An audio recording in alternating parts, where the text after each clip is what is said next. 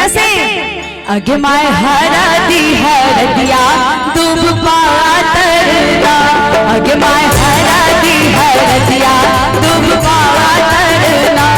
अगे माय हरदी हरदिया दूब पातरना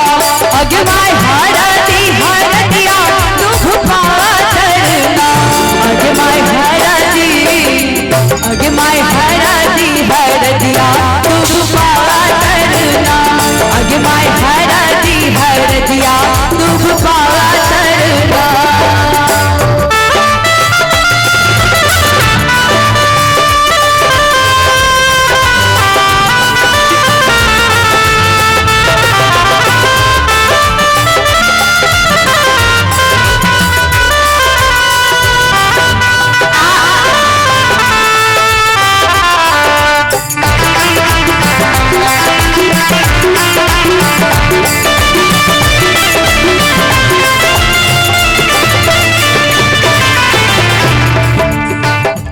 अगे माय कौने बाबा हरदी चढ़ावे लना अगे माय कौने बाबा हरदी चढ़ावे लना अगे माय कौने बाबा हरदी चढ़ावे लना अगे माय कौने बाबा हरदी चढ़ावे लना अगे माय बाबा से बाबा अपन बाबा ना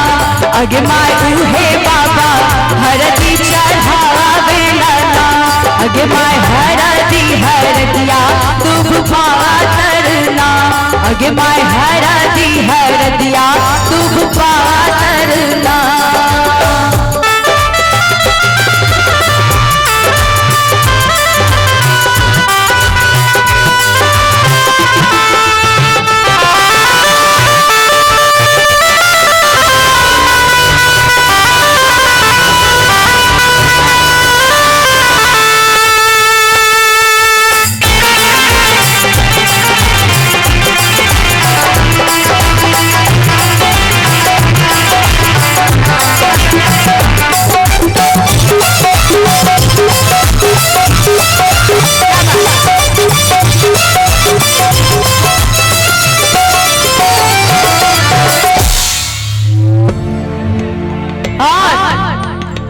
शादी में सबसे अहम सभी का अहम भूमिका ही होता है शादी में वो चाचा हो बाबा हो दादा हो कि पापा हो मामा हो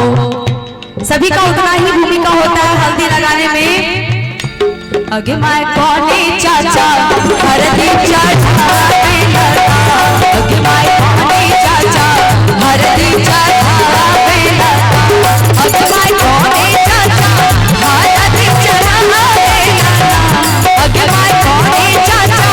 हरदी चढ़ावे लना अगे माय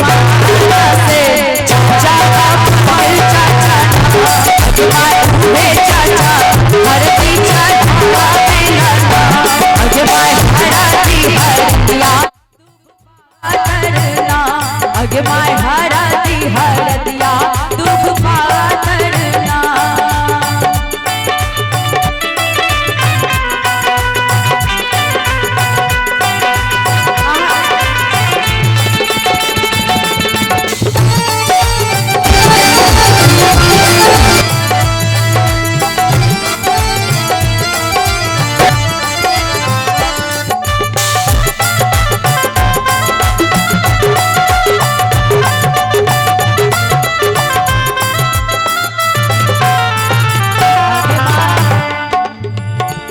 अगे माय कौने जीजा हरदी चढ़ावे लना अगे माय कौने जीजा हरदी चढ़ावे लना अगे माय कौने जीजा हरदी चढ़ावे लना अगे माय कौने जीजा हरदी चढ़ावे लना अगे माय